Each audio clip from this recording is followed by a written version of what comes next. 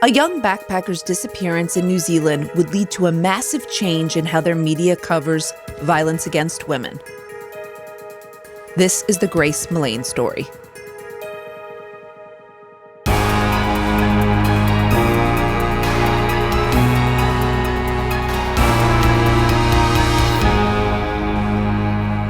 Hi, Amy, and hello, listeners. Hi, I heard you say New Zealand. You know I love New Zealand. You haven't been, right? No, because why have I not been to New Zealand? Too long of a flight. Yeah, too long of a flight. So pretty there. You would love it. The wine is so pretty. I mean, the wine is so good. The wine is so pretty. The wine is that's, so good. That's one of Everything. those slips. One of those slips. No. I would love to see New Zealand. So it's like one of those places I feel like I could get there and I just wouldn't come back. So Yeah. maybe You I'll wouldn't save it want for to. well, that's what I'm saying. Maybe I'll save it, for like when Hannah's a little older. Yeah. But yes, we are covering an international case today in more ways than one, actually. Grace Millane was from England, and the crime we're talking about happened in New Zealand. So covering a lot of territory here.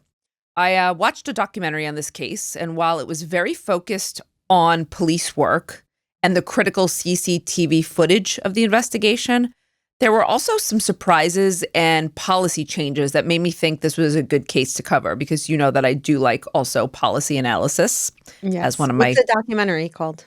The documentary is called The Lie, The Murder of Grace Millane, and it's on Netflix. I'll reference it again at the end. I found it very interesting, and it's one of those where you get to see a lot. You're not just looking at people outside of the investigation. You're looking at the CCTV footage, police interrogation. So I think that's why I found it interesting. Cool. But before we get to all of that and the discussion, let's meet Grace Millane. Born in the Brentwood district of Essex, England, Grace was the third child and only daughter born to parents Gillian and David in 1996. She was a very happy and outgoing young woman with a very tight and loving family, and you can just tell how close they were, even from looking at pictures. In 2018, Grace graduated from University of Lincoln with a degree in advertising and marketing. And before looking for work, Grace decided to have a fun gap year by traveling the world, starting in South America and ending in New Zealand. Did you ever have a gap year? No. I tried to have a gap week and my dad was like, get to work, get a job. No. Did you think about doing one? No, I took a gap year in between like bachelor's and master's and PhD, but to work, not to travel. Yeah, that's not a gap year. No. Okay. Gap year means to just chill. I think it means to I don't know. I think it means to travel. So Okay. like a little self-discovery. I think it means more of a break. I don't think you and I had gap years in the way that Can you take them as adults? I keep trying. Okay, so Grace was having the time of her life, arriving in New Zealand's capital of Auckland in November 2018. Unfortunately for Grace, her fun wouldn't last much longer, because on December 2nd, the day of her 22nd birthday, Grace went missing. Her family had sent several birthday messages, but she didn't reply. And after 2 days of no contact, they knew something was very wrong. I mean, the messages came in immediately. They were close. So her family very quickly filed a missing persons report with the Auckland police, and they took Grace's disappearance very seriously. Meghan, was she traveling with anyone or was she by herself? No, she was traveling alone. Okay. But she kept everything. She was posting everything on social media, and she really kept in close contact with her family and friends. Through CCTV footage, lead detective Inspector Scott Beard and his team located Grace on surveillance near one of Auckland's entertainment complexes called Sky City on December 1st at 7:15 p.m. So Grace could be seen in the footage wearing a black dress with white Converse sneakers as she entered a restaurant called Andy's Burger with a young man. From the footage, police were able to see that Grace had met this man outside about an hour and a half before they entered Andy's. But, the footage was a bit grainy and not directly on his face, so identifying him wasn't exactly possible from the video alone. So the police did what they usually do, especially with a young woman, is they start scanning her social media. And they found that a man named Jesse Shane was the last one to comment on one of her posts. So they thought maybe this was the man on the video. They weren't sure, but it was a good place to start. So 4 days after Grace's disappearance, the police contacted Jesse requesting to speak with him about the last time he'd seen Grace.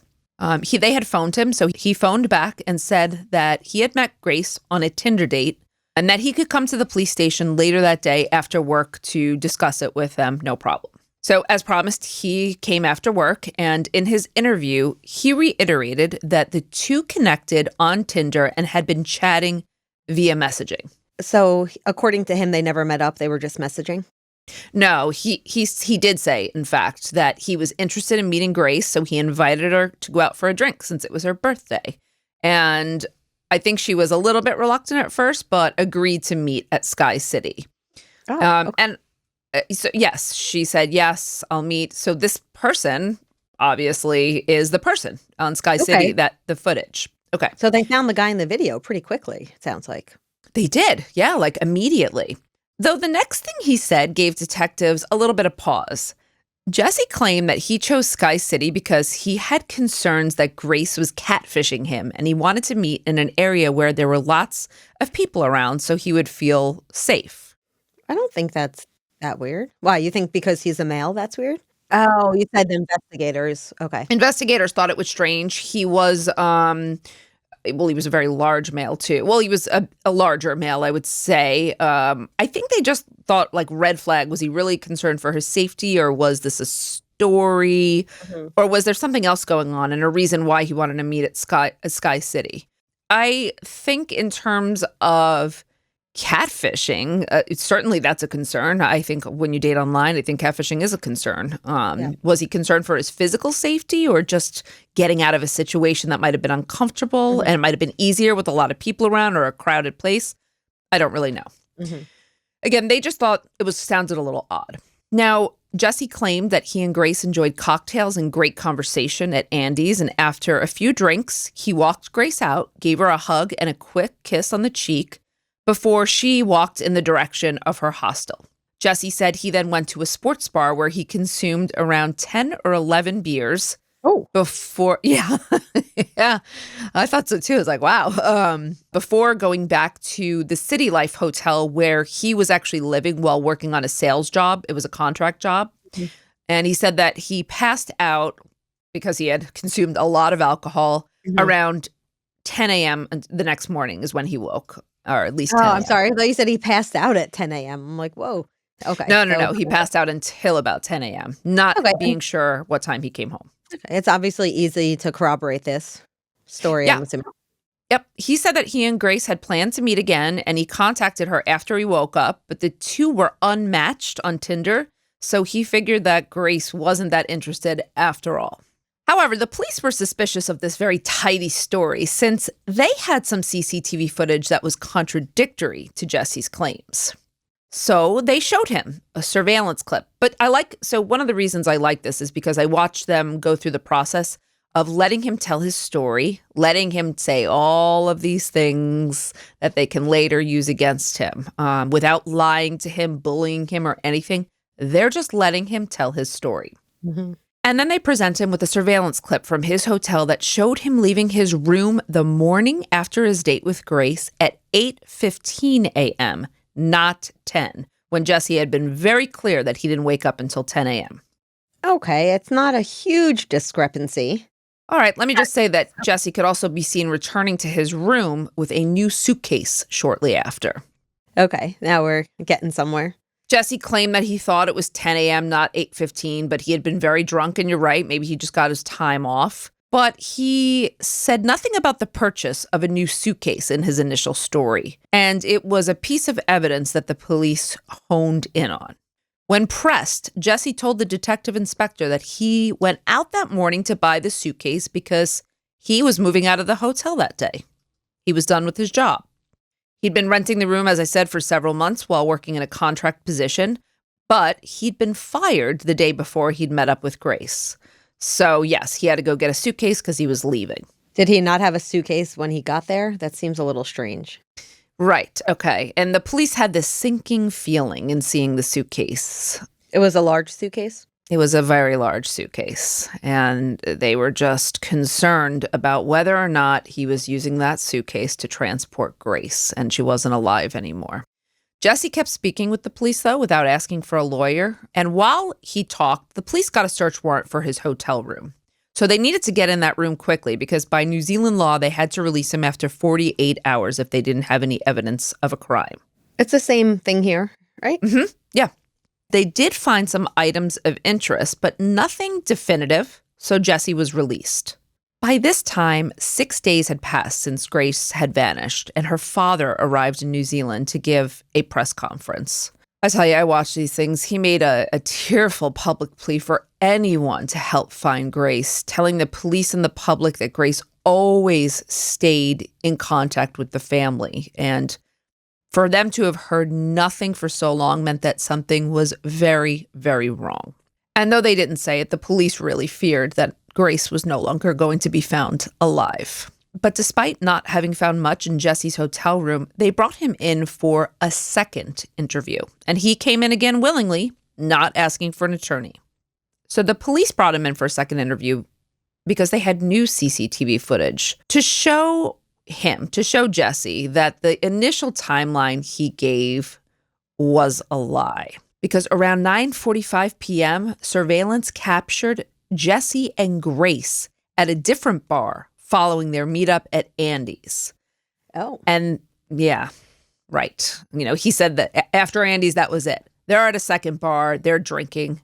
And then they were spotted on another camera walking into Jesse's hotel together right after. Do people not realize this is 2018? Come on. I don't understand it. How you don't realize that there is going to be surveillance of this everywhere? It's a mystery to me. Yeah. How old is he, this guy? How old was he at the time? He's in his 20s. He's in his mid-20s. Okay. I'm just curious if there was a big age gap or anything. Okay. There's not a huge, I think he was a little bit older than her, but not a huge age gap. Now, with information from Grace's phone, investigators could see that she had been texting a friend about her date right before entering the hotel with Jesse, citing how well they were clicking and saying she would make contact the following day to share all the details. So, this made Jesse's previous claims that Grace had gone back to her hostel untrue. But it was also sad because Grace felt like this was going great. She really liked him. They were really liking each other. So when confronted with this information, what would Jesse's story be this time? Would he change it? He has to. Yes, but this story would be a bombshell. Jesse explained that they went to his room where they began to have a sexual encounter, but in the middle of it, Grace began to talk about the book 50 Shades of Grey. And it's ironic because you just were talking about this in another episode we recorded. That's so random because I have not said that book or mentioned that in probably a decade. Like years. And we were just recording a patron episode where you mentioned it. I thought, that's so odd. I meant to bring it up. Okay. So he says in the middle, she starts talking about this and asks if they could experiment with bondage during this sexual encounter. Jesse claimed that he was reluctant at first, but he acquiesced after some convincing. And then, according to Jesse, in the throes of violent sex, he squeezed Grace's throat because she asked him to, and that's what she wanted to, feel asphyxiation. Jesse says he doesn't remember what happened. There was a space of time that he blacked out. He says that he remembers going to the shower and that he passed out in the shower. When he awoke, it was dark and he crawls into his bed, according to him.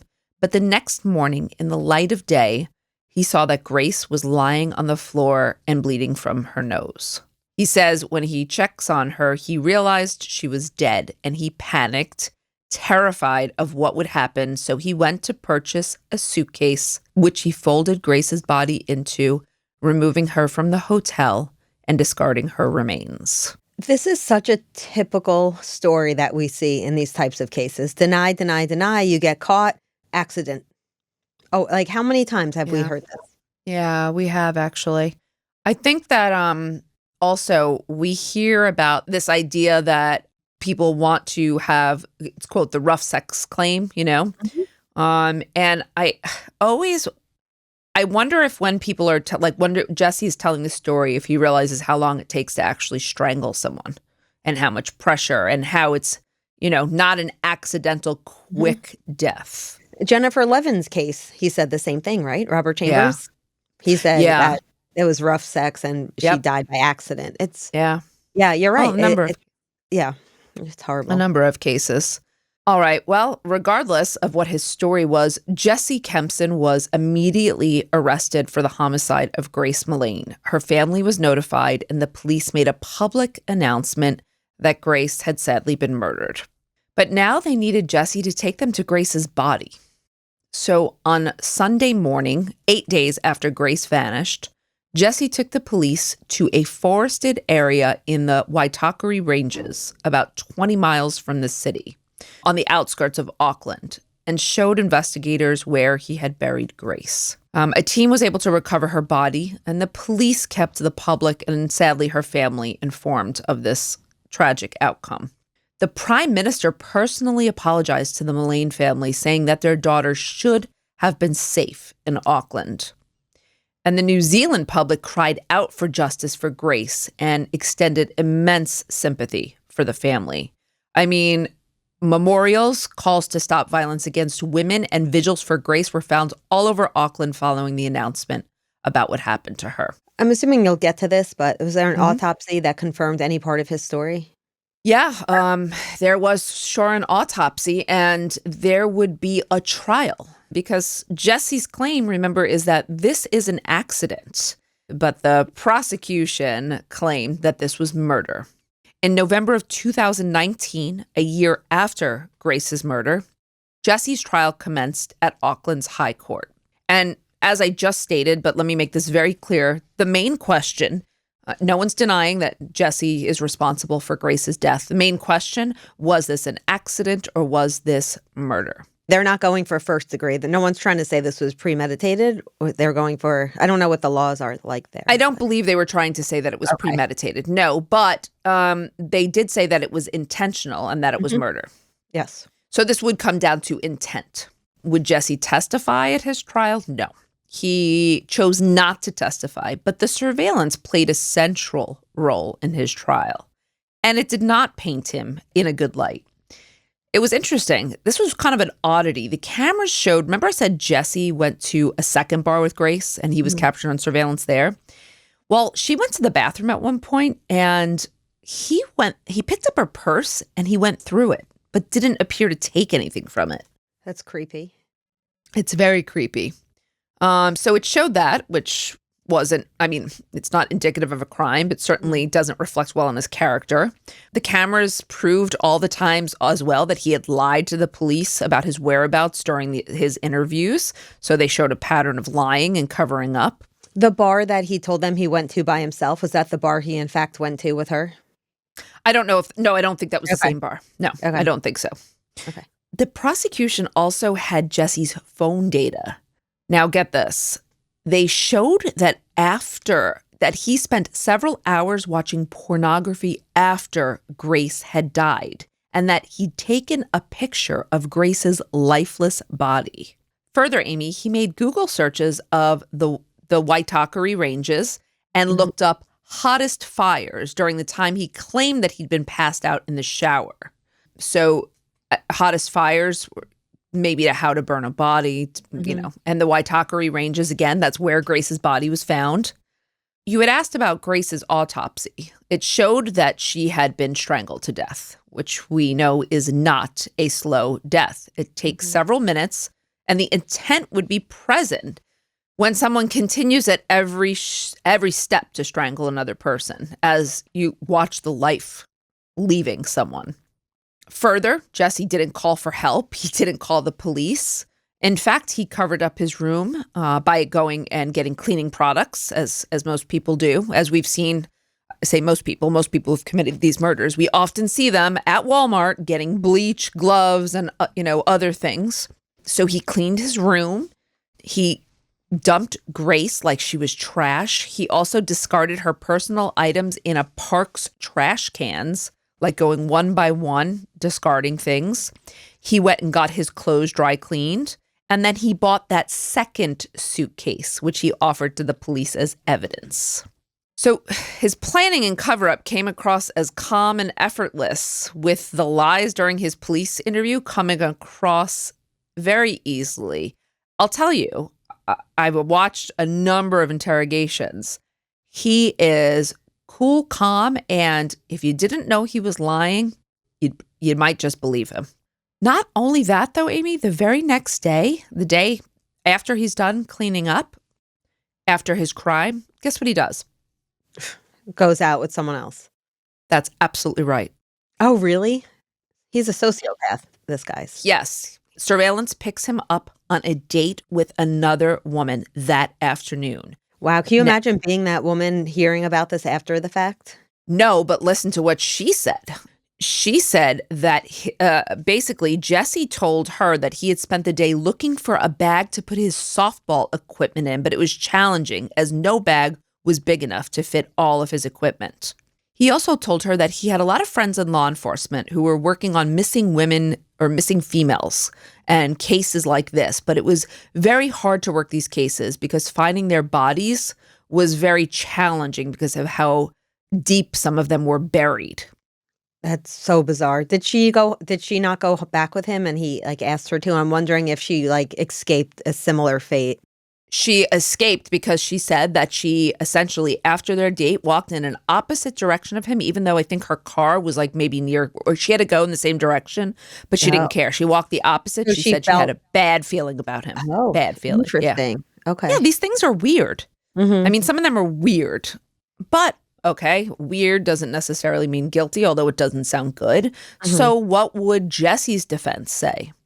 Well, they claimed that, again, this was a sexual encounter that went wrong after a night of heavy drinking by both parties, an accident. They say as Jesse had never done this before, this experience with asphyxiation, and he was heavily intoxicated. He had no idea how dangerous it was and didn't know when to stop. They said about the cover-up that panic and stress coupled with so much alcohol led him to make awful decisions and cover up what he did, but that he did not intend to kill Grace. But I will tell you, there were several other women that Jesse dated who were allowed to testify at trial. And guess what they had to say? I'm going to guess they said that he was not a nice guy. Exactly. He had a history in particular of choking women and terrifying them during sexual encounters. So do you think that is evident? That's almost that could work towards the defense in some way. Oh, how so? They said that Jesse was inexperienced with this kind of thing. Oh, I see. And I was thinking Jesse, because his story was this was consensual sex. And he has a pattern of consensual. That he has a pattern of consensual sex that deals with asphyxiation. But you're right. If he had experience doing it, then he would know when enough is enough. I mean, that's what he said. Ultimately, what would a jury think? I don't think it's going to be, I don't think this is going to be a surprise. They came back with a guilty verdict and the emotions were strong. Jesse was sentenced to life, but with a minimum of 17 years before parole eligibility. So, I want to say he was convicted of other violent crimes against his ex-girlfriend and in a separate rape case that occurred 1 month before he murdered Grace. And I'm going to talk about his history in a minute. His appeals have not been successful to date. Grace's family gave a tearful statement following the verdict, remembering their beautiful daughter. Her father died 1 year later of cancer, but her mother pledged to do what she could to, quote, create a future without male violence towards women. Since Grace's murder stopped a serial predator, her family honors her memory by helping women affected by other serial abusers. Specifically, they created the nonprofit called Love Grace, a compassionate response to domestic abuse that provides, I love this, by the way, they provide women and children with thoughtfully filled handbags containing toiletries and other essentials they need, upon immediately escaping their abusers. Mm-hmm. So you can basically, people donate nice handbags and they just fill them with everything you'd need, let's say, in a pinch to get out. That's what great. I think is really cool is that they started with a goal of delivering 50 or more handbags. And to date, they've delivered 7,000. Wow. That's in the UK? Yes. Mm-hmm. And we'll have a link to the organization in our show notes for anyone who wants to know more, because I just thought that was I really just thought that was a beautiful way to celebrate Grace and to honor her. This is obviously a horrific crime.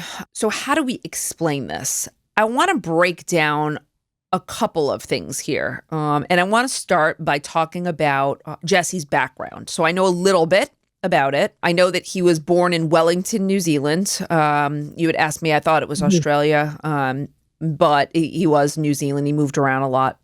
His parents separated when Jesse was about 9 years old, and his mother moved overseas, seemingly abandoning him. He was raised by his grandfather briefly, and then by his father, who later remarried. I'm not sure what the relationship was like with his father and stepmother, but Jesse seemed to have a history of lying in social relationships. He definitely fabricated information about jobs, about having friends in law enforcement. There were these like more grandiose lies about his life, these relationships that he had with really important people, and background information about himself. So he has a history, a pattern of lying about a lot of information and about his family. He moved around a lot as well, not forming real connections to any places or homes. So we have a history of lying. I think we have a history of broken familial relationships, definitely transiency. And he also had a history of domestic abuse. So remember I talked about an ex-girlfriend? Well, she reported him to the police after she came home one night, and Jesse reportedly threatened to kill her. He held her down with a knife to her throat and put her in a chokehold, telling her it was time to go to sleep. She believed she was going to die, but she was able to escape. Now, she did have a history. She said that Jesse was violent when he didn't have control and when he couldn't control the situation. She said that he had abused her repeatedly before this incident. She felt that hurting her excited him. But in this incident, this was the last one for her. This was the one where she realized, or she really thought she was going to die. So she reported it. Now, unfortunately for her and later for Grace, the police declined to prosecute because they said that the evidence was lacking. It was a he said, she said. We just talked about this. Yeah. Did she get a restraining order at least? She did. They granted her an Not order like that's enough. I think that he should have been prosecuted, but yeah, okay. No, it's certainly not enough. But yes, she was granted an order of protection. But if you think about it this way, a prosecution might have and very well could have saved Grace's life. It's hard to go back and look at that, but he just said like she cases. Just like the way many other women's lives have been saved because he's finally apprehended. But yeah, the he said, she said, we just covered that on our exclusive episode of how difficult it is, these he said, she said cases. Unfortunately, the victims are often the ones that suffer.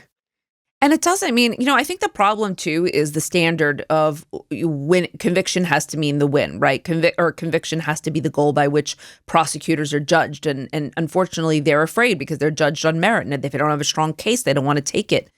But I mean, not every case has, especially when we're talking about domestic assault and sexual assault, these cases often don't have CCTV footage or a confession, so they do come down to he said, she said. And we do have to acknowledge, though, that there are false allegations at times. Not often, but it could happen. So, while these cases are not prosecuted enough, I also understand the predicament prosecutors are in because you can't try a case if you don't have the evidence. So there has to be understand a way. that. Yeah, there's got to be a way to meet in the middle here to be able to protect victims from these violent offenders while also not wrongfully convicting people. I think the evidence shows, though, or like the research shows that the rate of false accusations is so very low. I mean, it just is. I do understand what you're saying. When the evidence is lacking, it can be very difficult. Okay. She was not allowed to testify at Grace's trial, though I'm not sure why. But we can see that Jesse was violent. He derived pleasure from hurting women. He liked to control them. And I think violence was his response when he couldn't have control over the situation. So while no formal diagnosis was made, his traits of manipulation, deceit, lack of remorse, and so on really suggest antisocial personality to me. Yes, I would agree. But He was also a perfect storm, Amy, I think, likely influenced by his mother's rejection, instability in home life. There are almost too many criminological theories that I think can explain him. Do you know what I mean? Like, it's almost like everyone applies. But I do think it was clear that he was antisocial and he was a serial violent offender who hopefully will never have the chance to offend again. Did you want to add anything to that part? No, I was just going to say he's definitely the type of offender. Had he not been apprehended, he would have just continued. He would have become a serial offender. He would have become a serial killer, really. Yeah, he's a career criminal, life course, persister. And one of those, I think that, was just formed by so many situations. Yeah. Yeah. Yeah. I heard a lot of attachment theory. Yes, exactly. History. Exactly, right? Yeah, I think personality disorder is really what's shining through here with him. Yeah, I think so too. I want to talk about the system here and whether or not the system worked, because there's a couple of different ways I want to attack this. First of all, it's like yes and no. His ex-girlfriend's report could have saved Grace and possibly others, but the prosecution was declined. And as you pointed out, it's possible that they just didn't have the evidence that they needed to go forward. But I'd also like to point out that during the trial, the defense smeared Grace during their remarks, saying that she was sexually deviant and the strangulation had been her. They said it was her idea. They said that she was a deviant. They also went on to victim blame and shame the other women who testified about Jesse's violent sexual past. So they were questioning the victims about their interest in deviant violent sex, implying they consented and asking if they enjoyed it and it wasn't their idea. So New Zealand doesn't have rape shield laws the way the U.S. does? So, I mean, yes, but even our rape shield laws allow for some of this exploration when it's somewhat relevant. Of the defense. Yeah, if it's relevant, but that's so subjective. Now, unfortunately, too, the sentiment became popular in online forums with keyboard warriors victim blaming Grace. So the Millane family had to endure this victim blaming throughout the trial and in the aftermath of an internet storm. It's awful. It was awful for the family. Let me say this, I think the majority of people were with Grace, but there was still quite a lot of online victim blaming and shaming. However, it led to a study from Massey University that uncovered journalist guidelines for reporting violence against women that were not followed in Grace's case, which essentially they said these guidelines weren't followed, and it led to the minimization of sexual violence and blaming Grace. So how did they blame her? How did this happen? Well, in the reporting, they focused a lot on her sexual history and preferences. There was evidence that Grace had experimented with BDSM in previous relationships, though she had practiced safe experiences with safe words. They looked at her past experimentation and they blew it very much out of proportion, making it seem like something more significant than it was. Of course, they also discussed just how much alcohol she had consumed, but rarely focused on the fact that Jesse had also consumed massive quantities of alcohol. Language choices that the press used in their reporting, such as kinky, fetish, but also passive language they used, like she was killed rather than he killed her. Also, they reported the language of a previous victim. So this previous victim said that Jesse strangled her. So instead of saying he assaulted her, they reported on it as the incident or an episode. So minimizing this violence and reinforcing the idea that violence just accidentally happens. There was also a lack of systemic context, which meant that the media rarely framed Grace's murder within the broader issue of violence against women. So again, they're reporting her murder as episodic, treating it as an isolated incident rather than a societal pattern. And this specifically went against the journalistic guidelines. So Grace's case was not the only case as well in which the, quote, rough sex defense was used, normalizing violence against women. There were also several other cases around this time in which this defense was used. And in response, the We Can't Consent to This campaign emerged. And they successfully helped pass new legislation which amended New Zealand's domestic violence bill.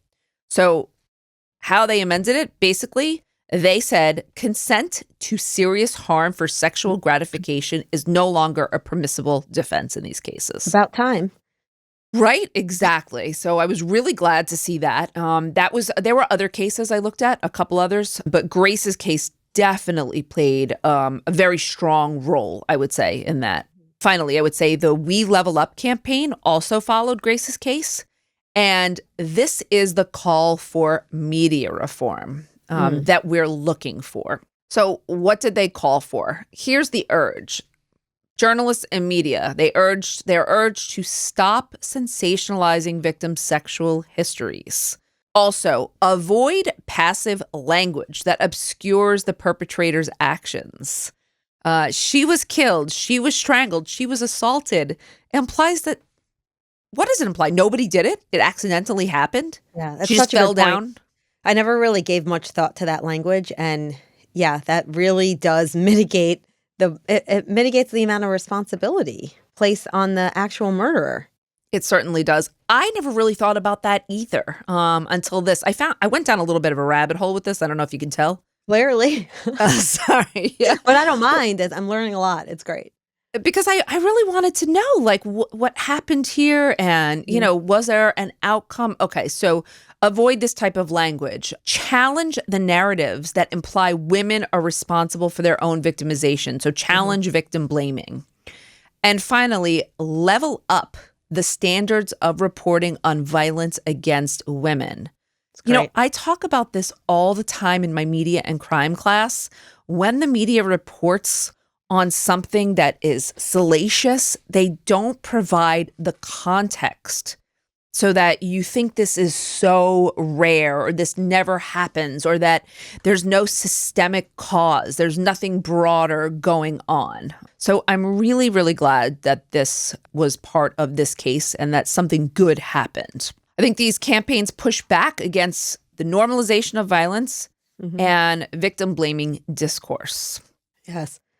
This might be one of my favorite cases of yours recently. Really? Because there's you like so much information. Yeah. And just,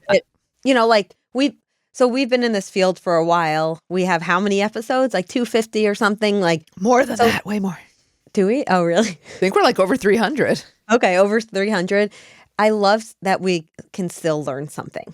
Like there's so many things that you brought up that I never thought about or didn't know. So it just opens the door to learn even more. So that's why I really appreciate this episode, because I never thought about some of the words that were used and what an impact that could have. Yeah, I'm so glad.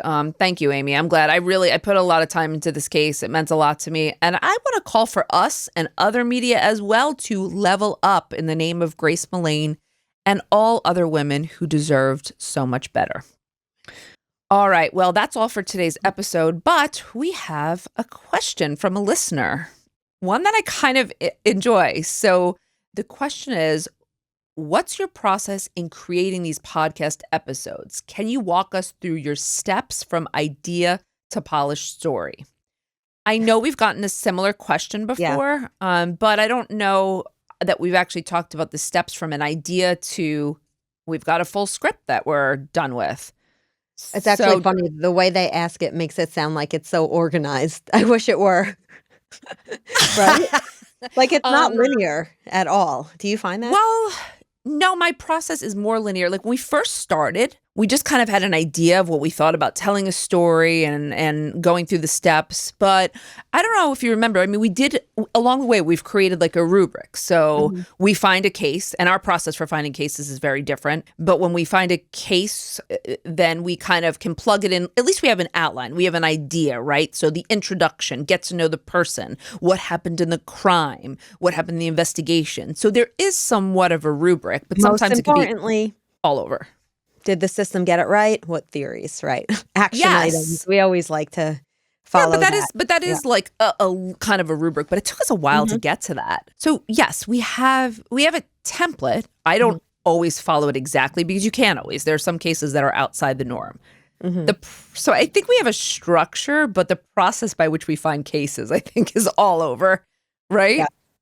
Oh, for sure, and I've said this before, the amount of times I've started a case and then stopped and, for various reasons. But yeah, having that template is helpful, because it makes me when I pick a case, I think of it in terms of the template because I Yeah. like when there's an action item. I like when there's a discussion, so I try to find cases that lend itself to those areas that we like to highlight.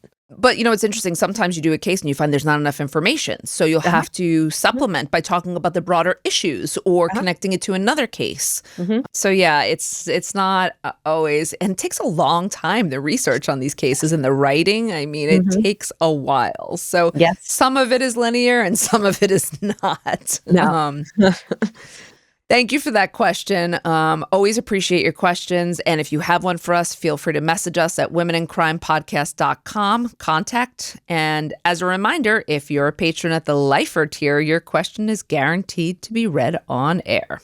Thank you so much for joining us on today's episode, and we'll see you next time on Women in Crime.